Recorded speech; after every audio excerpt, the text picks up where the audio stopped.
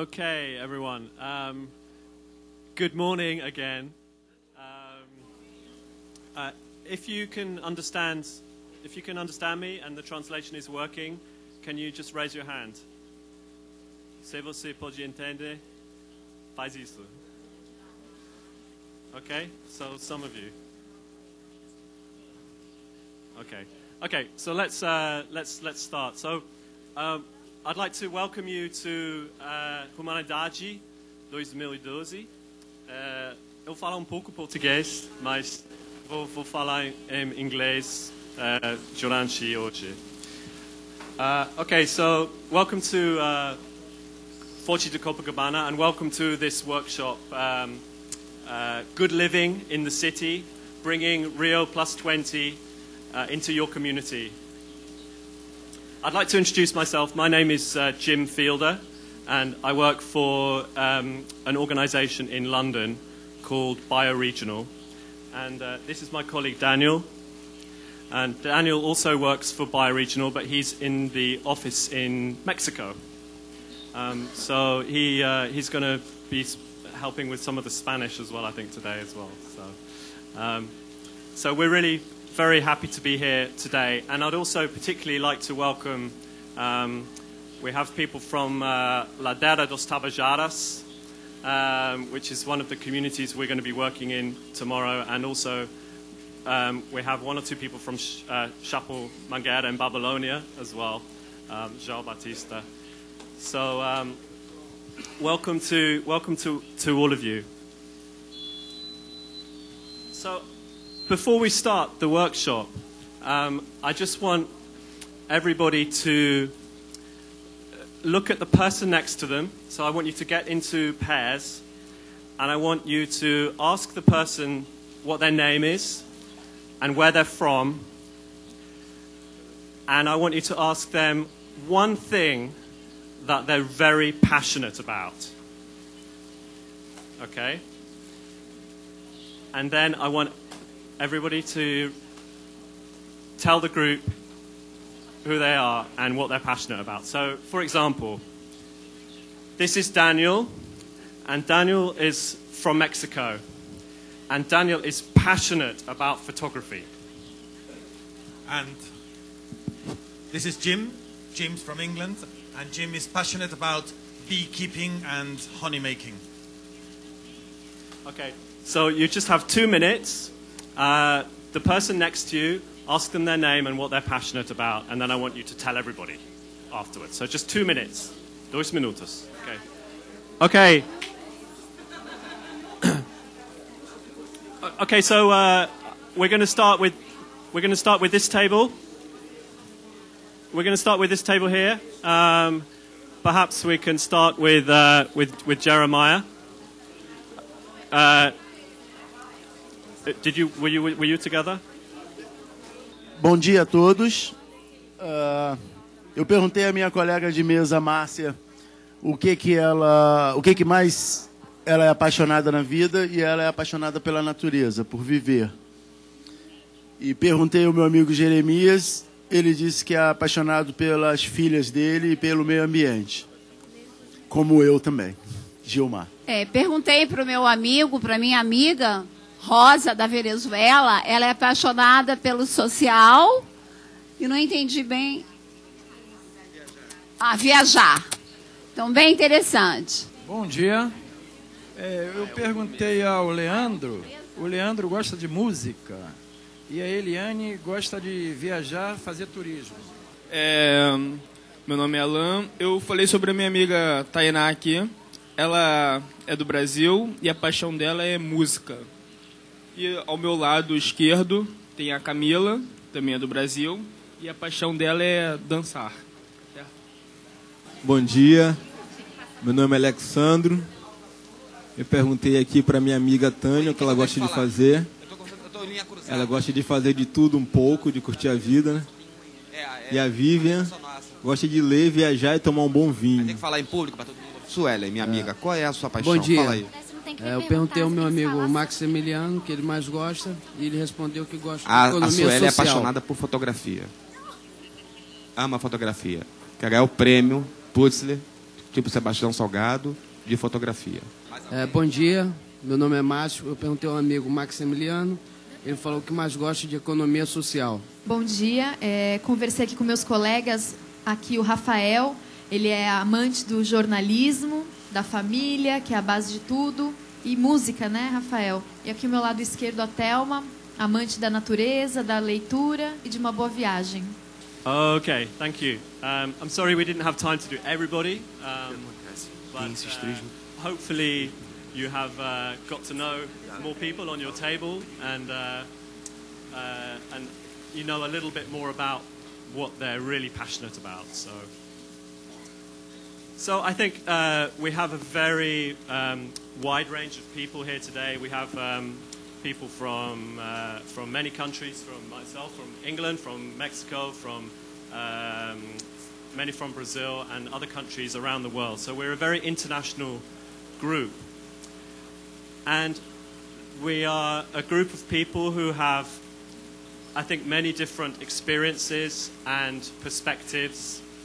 We have people from the communities in Rio, like Tabajaras and Chapamanguera, and you will be all living in your own communities in different parts of Brazil and different parts of the world. So we have, I think, a lot to share with each other, many things to give each other over the next 2 or 3 days.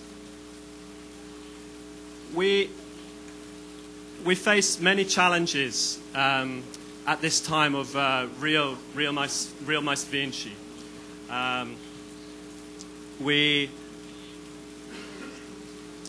I really hope that you have an opportunity to go to see the exhibition here in Comunidade 2012 because it's a very interesting exhibition about sustainability and about Brazil. But we have very many challenges. We have, to provide more jobs and training for people. We have to be providing new housing and better housing for our communities. We have to be providing energy for everyone to have a modern life. We have many, everybody has more appliances and televisions and washing machines, and we have very high demand for electricity. Where are we going to find more energy for our lives? We have rising quantities of waste, and people are consuming more and more products.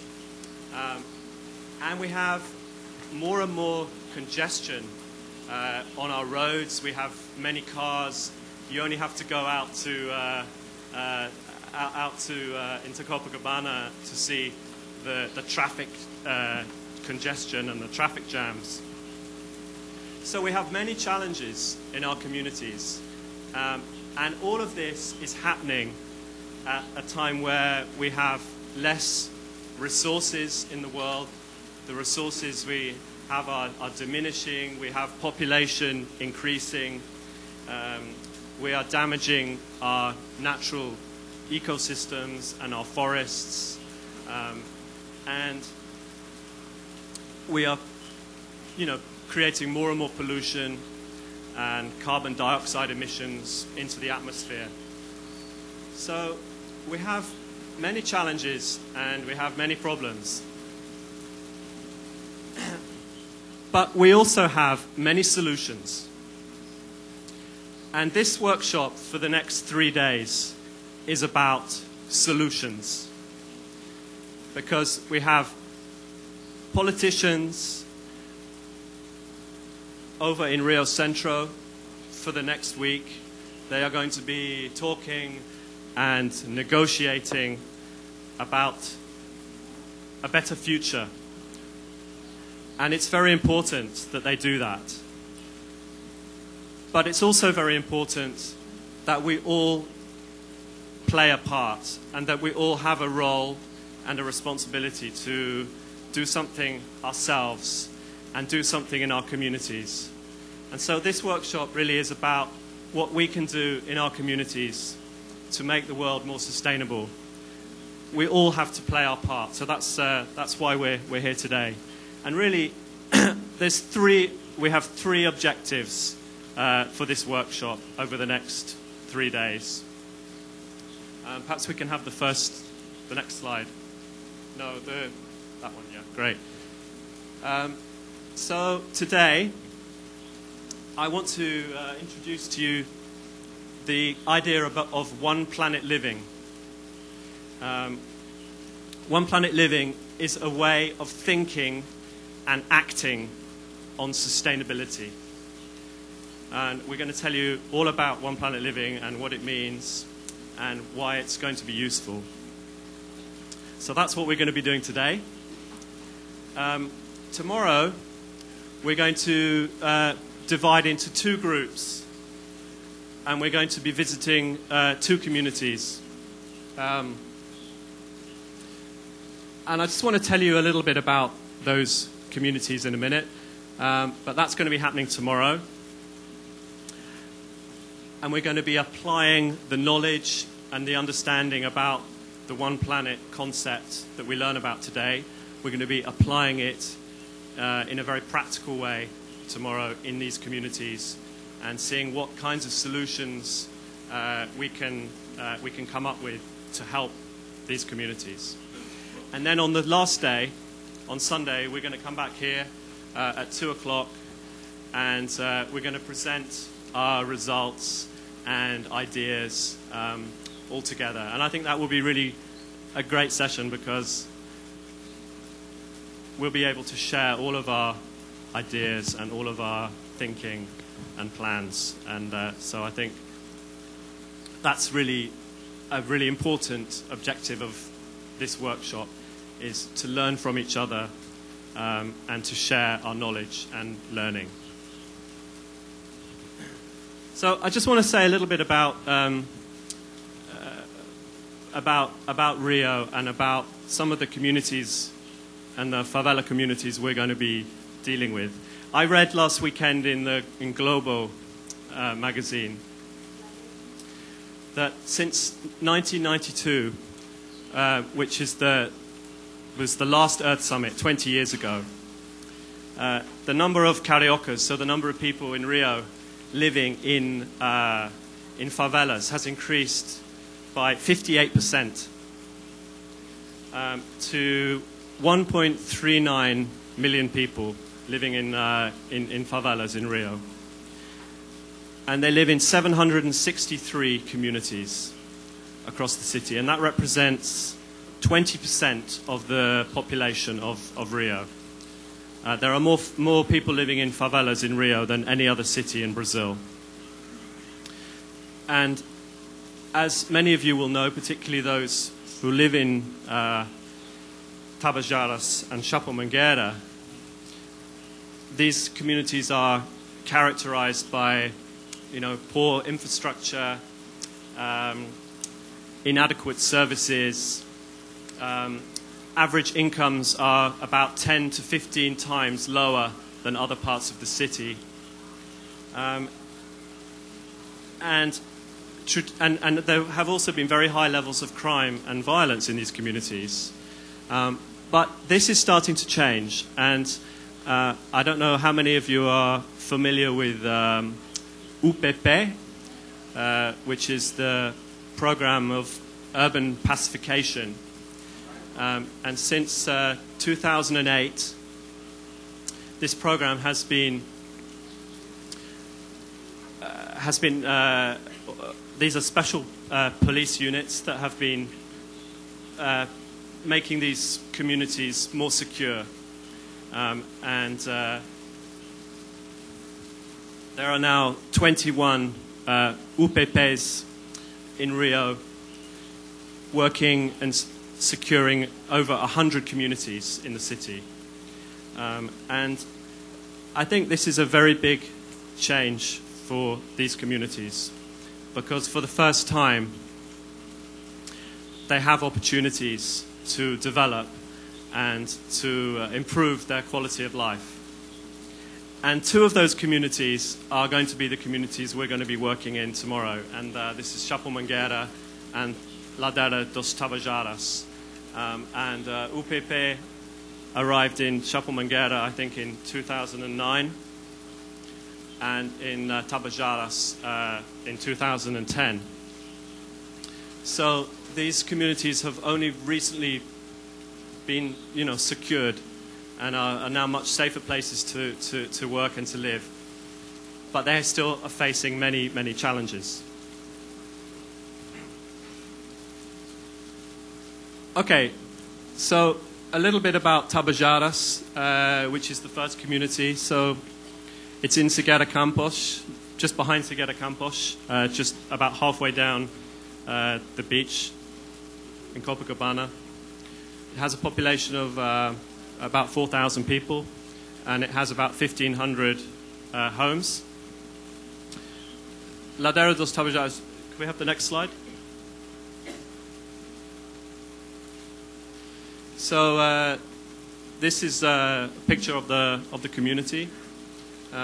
It was established in about 1926, and when many immigrants came from Minas Gerais, which is just north of Rio State, and also from the northeast of Brazil, came to Rio, and so this is a community that's been established for 80 or 90 years. The other community, Babylonian Chapamanguera, is in Leme, which is right at the other end of Copacabana. It's a slightly smaller community, and those are the numbers. And that's Babylonia, I think. Yeah. So those are the communities we're going to be visiting tomorrow. Okay, now we're going to have a little exercise, okay? You will see around the room there are 3 posters, and on your tables you have 3 colors of post-it notes, adhesive labels. And what I want you to do, and what I want all of us to do, is to think about what do we mean by good living? So what is good living for you? And we've got 3 colors because we want you to think about this in 3 different ways. So firstly, what is important to you about your life? So for example, thinking about maybe your job, the money you earn, your family, having a nice home, those things about your life that are important. So that's the blue color. The pink color is about your community. So what's important to you about the community in which you live? So maybe thinking about your neighbors, maybe thinking about the shops and facilities in your community. How important are they to good living in your life? And the third one is about your local environment. So what is important about your local environment to you in your life? So maybe you have a garden and you enjoy nature. Maybe you have a nice view from your house. Maybe there's just a tree in your community that you really like, and you'd be very sad to see it go. So I want you to think of the blue one is about your life. So thinking about what's important about your life. Maybe it's about your job. Maybe it's about your home. Maybe your family. Maybe it's about earning more money or having enough money. So I just want you to think of 3 or 4 examples, and they don't all have to be. You don't have to think of one for each. You could have all of your examples could be just blue, or they could be just green, or they could be just pink. But I need you to think of 2 or 3 or maybe 4 if you like, and then I want you to go write down on the note, and then I want you to go and stick it on the wall. Okay, so does everyone understand? Entendi?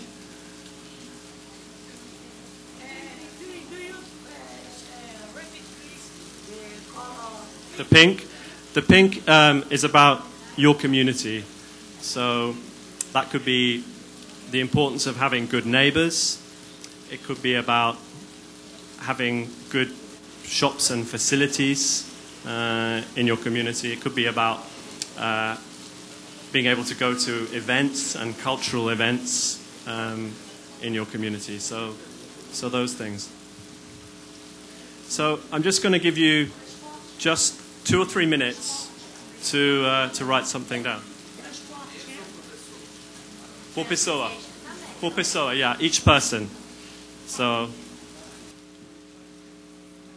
okay, are we done? That one? Okay. So, wow, we have lots. We have lots here. So let's start with sua vida. Okay, so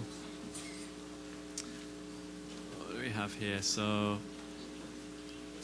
basic subsistence. So that's important. Work, family, security.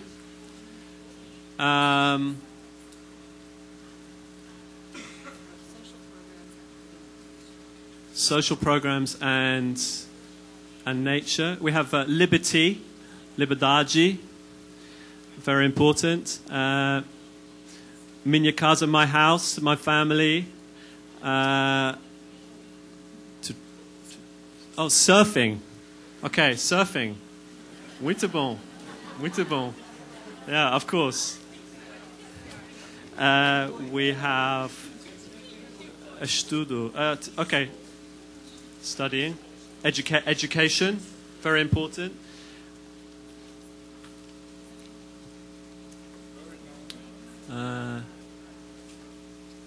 Amor entre os homens, love between men. So education, sustainability, sustainable education, culture, and health. Okay, so there's some themes coming out there. I like the surfing. I think that's great. Okay, so let's go to your community, sua comunidade. Okay, so transport, security and transport, urban development, transportation opportunities, cultural opportunities. Okay, cultural opportunities between the favela and the city. Okay. Justice for everyone and equality. What's that? Leisure. Oh yeah, leisure activities. So having time to relax and enjoy. Oh, we have one in English here. I'm very happy about that. So safe community, clean community. Open spaces to enjoy the community with my family. Okay, so open spaces, that's interesting. That's going to be important later on, I think. Public schools, so something about schools. Oh, having a skateboard park. Okay, for skating. Is that you? Yeah? Skating, okay.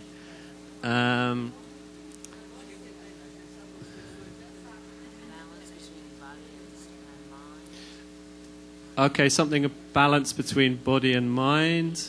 So, mental health, better education for all.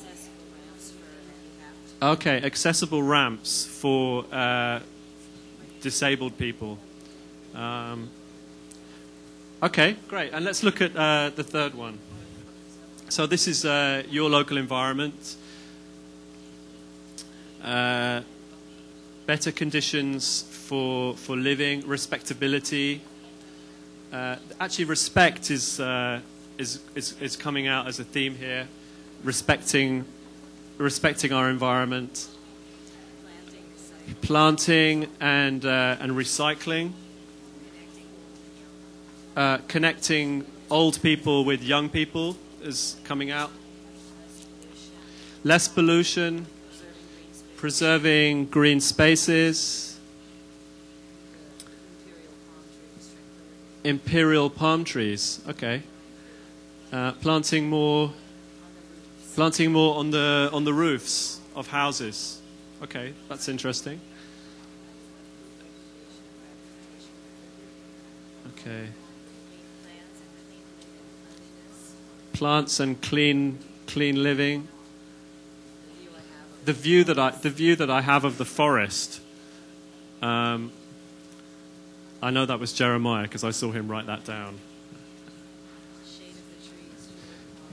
Okay, so the shade of the trees. So when it's very hot, having trees to provide shade, and having less cars, less traffic, which of course is less noise and less pollution. Pleasant urban development, pleasant streets, parks and squares.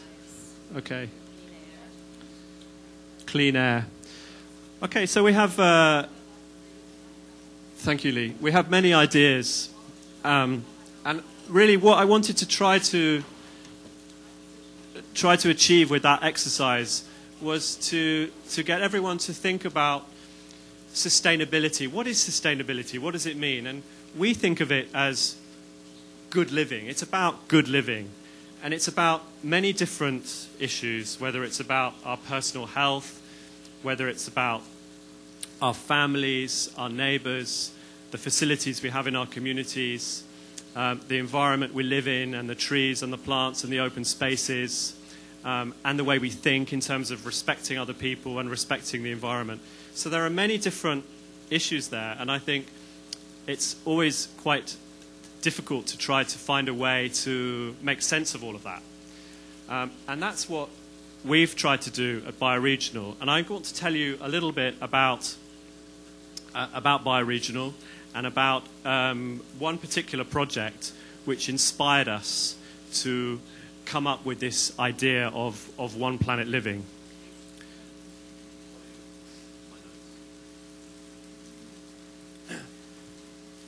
So Bioregional is an organisation from London. We were set up in 1994. We employ people from all over the world. We have about 35 people in London and people in projects in many countries, in South Africa, in Australia, in Mexico, Daniel in Mexico, and China, and North America as well. So we're an international organization. But the project that we're most famous for is a project called BedZ. And this is BedZ, and this is where our office is in London, and this is where we live. And this is a community of about 100 homes, and it's a mixed community of homes and offices and community space. And it was built in 2002, so it's been around for about 10 years. And it was, and probably still is, one of the greenest communities in the world. And it has inspired communities all over the world, I think. And what's special about it, I'll just give you some examples of some of the things it's achieved. It uses 60% less energy than the average home in that part of London.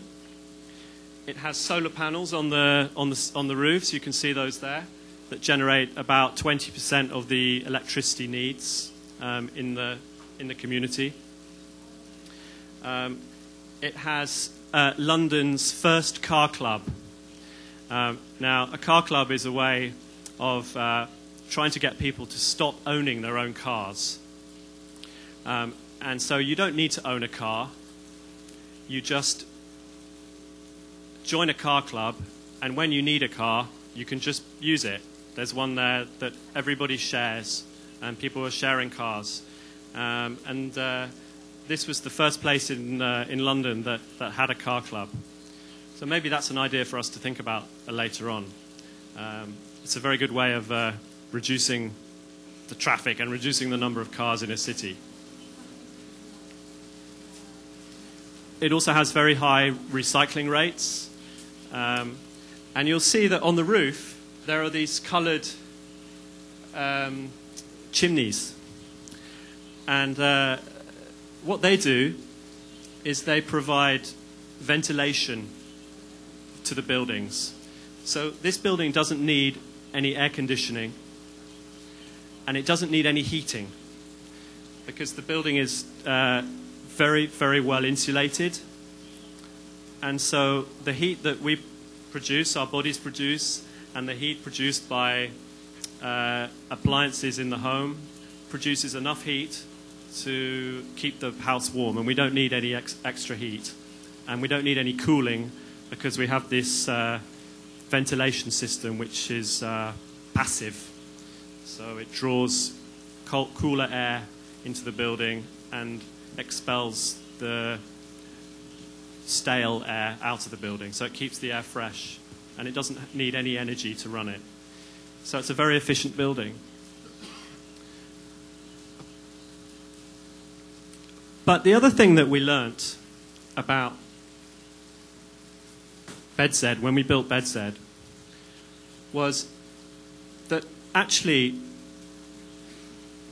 to be really sustainable, it's much more than just building a green building. The way that people live their lives and everybody's lifestyles is as important or more important than the building itself.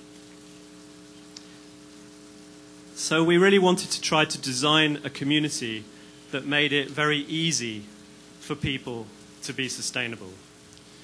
So, like I explained, we have the car club, so it's very easy for people to be greener because they have access to a car, which is and we have electric charging points as well.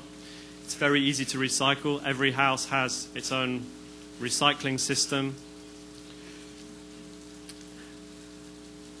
And so there are many features in this development that make it very easy for people to be sustainable. And I think this is a very important point about when we think about sustainability.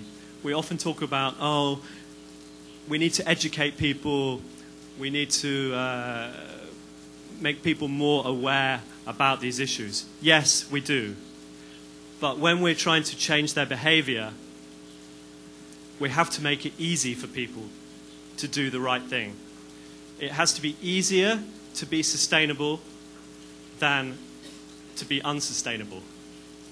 So this is a very key lesson we need to learn, and I think hopefully during the workshop we can start to think about some of the solutions that make it easier for people to be green. So I'm going to hand over to Daniel now, and he's going to talk a little bit more about the One Planet concept. Thank you. I think the other thing that is very important about BedZ and about the communities that have applied sustainability principles is that people say that they feel happier, they feel healthier living in a community and leading a green lifestyle. There is this perception that being green is sometimes sacrificing some of the things in our life, and we tend to think that we're going to have less energy or less water or less of something. And the reality is people who lead green lives, they say they feel happier and healthier.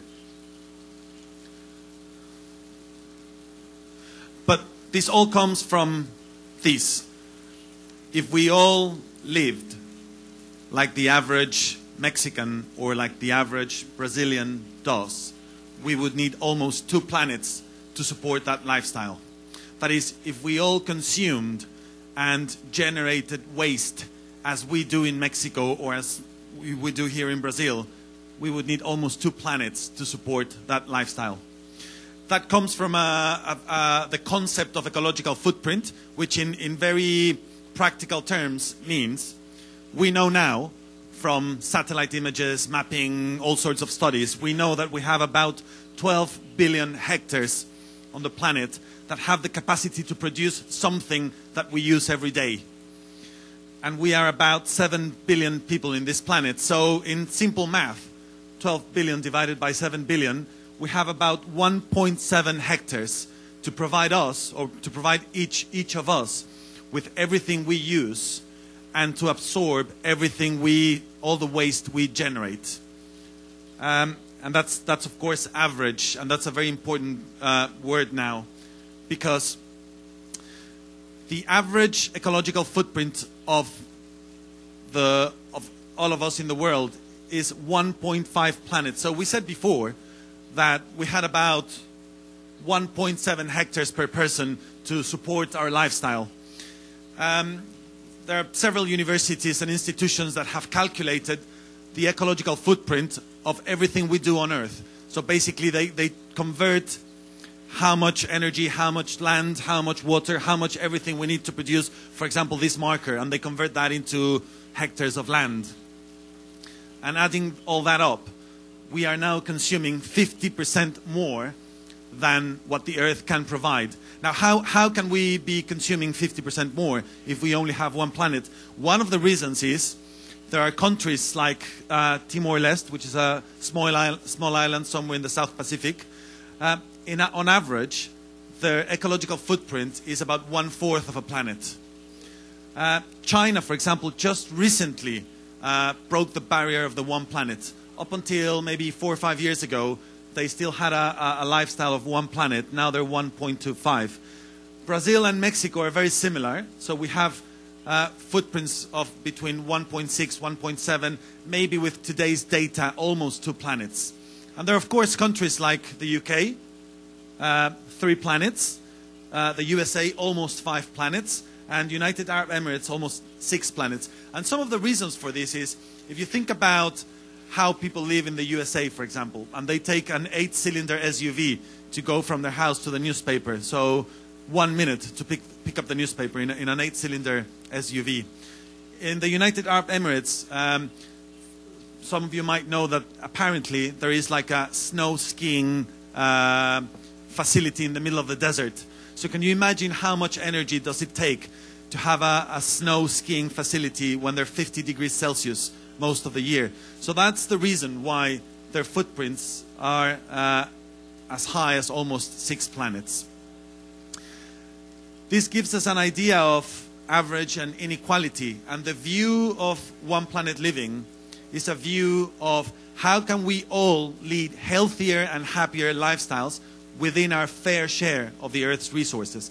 And fair share means some of us have to reduce our footprint, and some should have the opportunity to increase it. And it's not just increasing it for the sake of increasing it.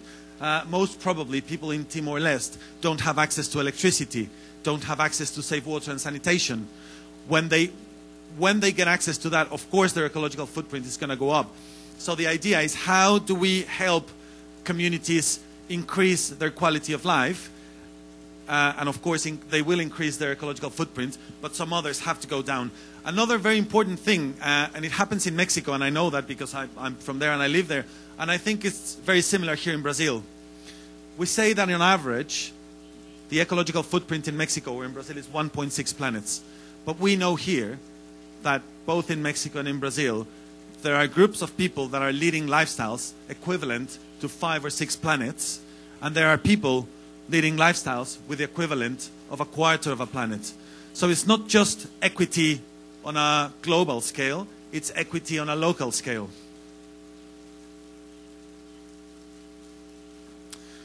Just to give you a very brief idea of what does it mean, this global hectare thing. So a global hectare, which is the measurement for ecological footprint, is exactly the same as a normal hectare, 10,000 square meters. Now, just to make it easier to understand, 1,000 square meters, so 1/10 of a hectare, can provide one of the list in a year. So for example, from 1,000 square meters in a year, we could obtain 288 kilograms of fruit, 20 kilos of cheese, 8 kilos of meat, 10 if it's local production. And this should start ringing bells, because we see here that from 8 to 10 if it's local production. And what that means is the impact of transport in food. So if we're bringing meat from New Zealand, Of course, that meat has been frozen and has been sailing maybe for, I don't know, 10, 20,000 miles before it arrives to our table. 115 liters of local beer, but 560 if it's local beer. The same. If we bottle a beer in the Netherlands and we bring it here, all those miles, all the fuel that has been burned to bring it here, it's adding to the ecological footprint. But ecological footprint is much more than just energy and carbon emissions. For example, do you know how many liters of water does it take to produce 1 kilo of meat? From the moment we grow the plants that the cow is eating, all the way to when we have the kilo of meat on our table. Any idea of how many liters of water? Anyone? 1,000? Anyone else? 10,000. Anyone else? 15,000 liters of water it takes to produce 1 kilogram of beef from the whole process, from growing whatever alfalfa the cow is eating, all the way to getting it into our plate. 15,000 liters of water. And that's included in ecological footprint. That's the main difference with carbon footprint, because we maybe have heard about the concept of carbon footprint. And that's taking the carbon emissions that have been generated in the whole process. Ecological footprint, which is the background, the scientific background of One Planet Living, is about this. So what's the idea? How can we all lead healthier and happier lifestyles within our fair share of the Earth's resources? How can we lead a one planet lifestyle?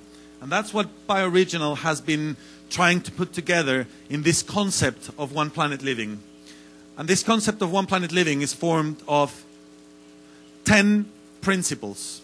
10 principles of sustainability that, of course, include aspects about energy and sustainable energy and reducing our carbon emissions. Of course, it talks about recycling.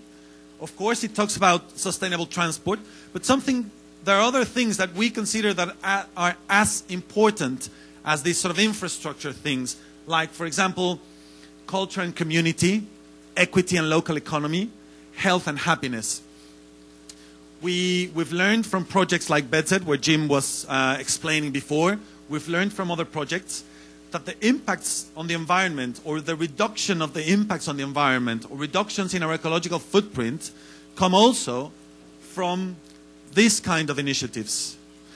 And when we say that what One Planet is how to lead healthier and happier lifestyles, it's not just about living in a safe house and breathing clean air. It's about knowing our neighbors. One of the things that happens in BEDZ, it's going to sound a bit strange maybe for us Latins, but in the UK, if you ask someone how many of their neighbors they know, usually they say three.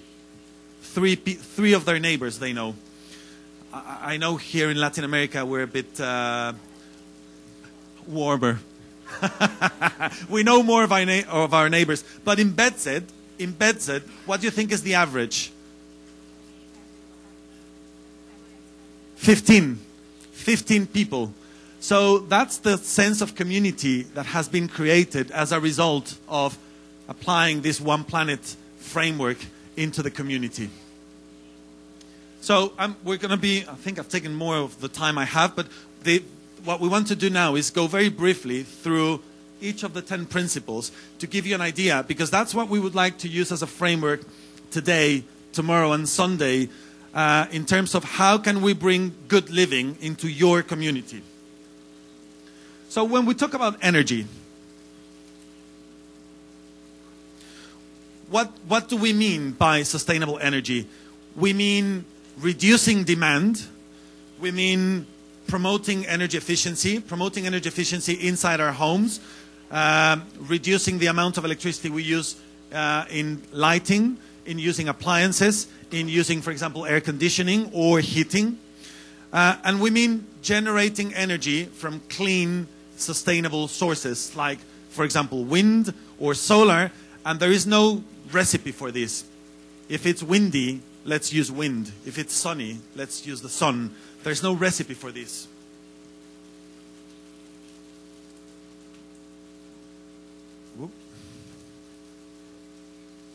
So, for example, today, solar thermal equipment prices are going down, and they're very efficient. In places like here, in places like Mexico, solar thermal for water, or heating our water with solar energy is very, very efficient. So that's what we mean with sustainable energy. How can we reduce the amount of energy we're using, and then how can we generate that remaining energy from clean, renewable, sustainable, low carbon or zero carbon sources? That's what we mean. How do we apply it in our communities? It depends. It depends where we are. It depends what we want. It depends on the resources available. But that's why we think One Planet is a very flexible and friendly framework. Okay. So Daniel and I are going to share this. And I should say, being English, I actually know hundreds of neighbours. Many more than you Brazilians. You know. Anyway, so recycling, waste and recycling. This is our second principle. And this principle looks at how can we create a cleaner community, how can we reduce the amount of waste we create in the community, and how can we recycle more of our waste. This is also about creating opportunities. You know, it's about creating jobs in our community, and it's about, you know, having a more attractive and cleaner community. You know, I'm thinking particularly of some of the communities that will be going in this week. You know, there are some really big issues around, you know, littering and you know, dirty streets and dumping of rubbish and lots of, you know, construction waste and everywhere. So, you know, it's there are lots of issues, and I think also in communities where prosperity is increasing and consumption is increasing, which of course is a good thing. Prosperity is increasing. We all want to get richer and we all want to live better lives.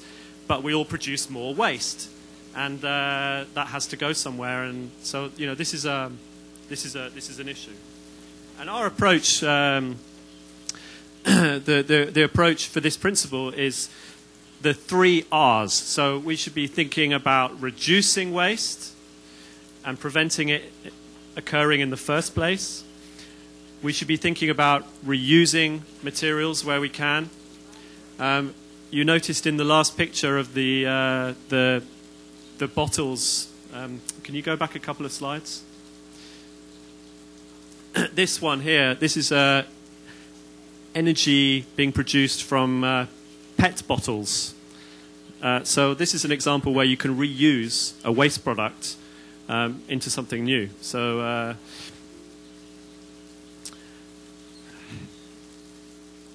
So if we've thought about how can we prevent waste, how can we reuse waste, then we start thinking, well, okay, how do we recycle waste? What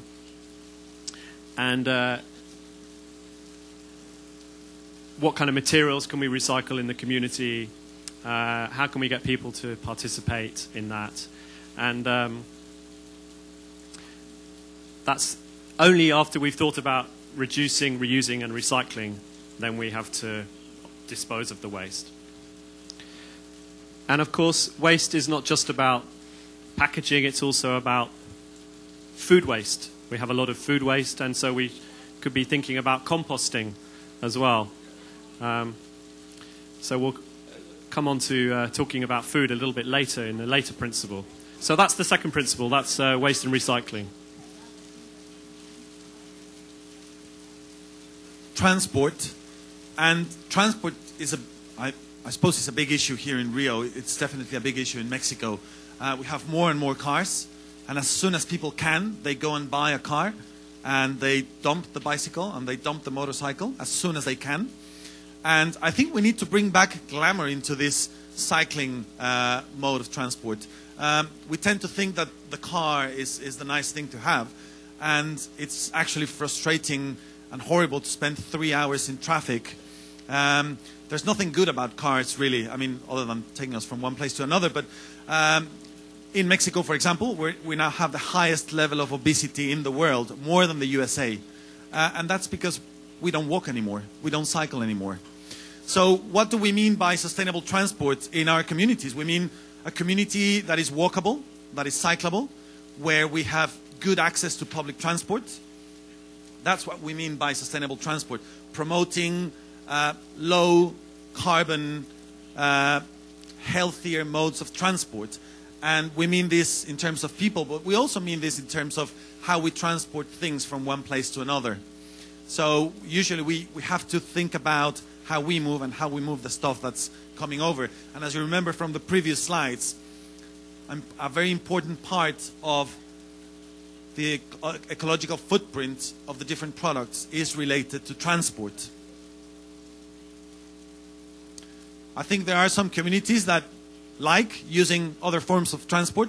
They're maybe not just prepared for that, or there is infrastructure needed in order to promote other modes of transport. But I think us in the communities, but also we should ask our governments and developers making communities that they should provide infrastructure for bikes, for example.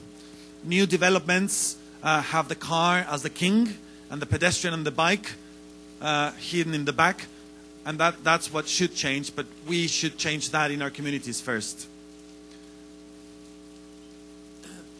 So our fourth principle is sustainable materials. So this is about thinking, this is a principle that looks at promoting products that have a lower impact on the environment. So this could be products to do with construction. It could be around any of the materials that we buy. So, for example, we buy cleaning products that maybe are damaging to the environment, and we should be buying less damaging alternatives. Of course, we have many challenges in terms of materials in our some of our favela communities with poorly constructed homes,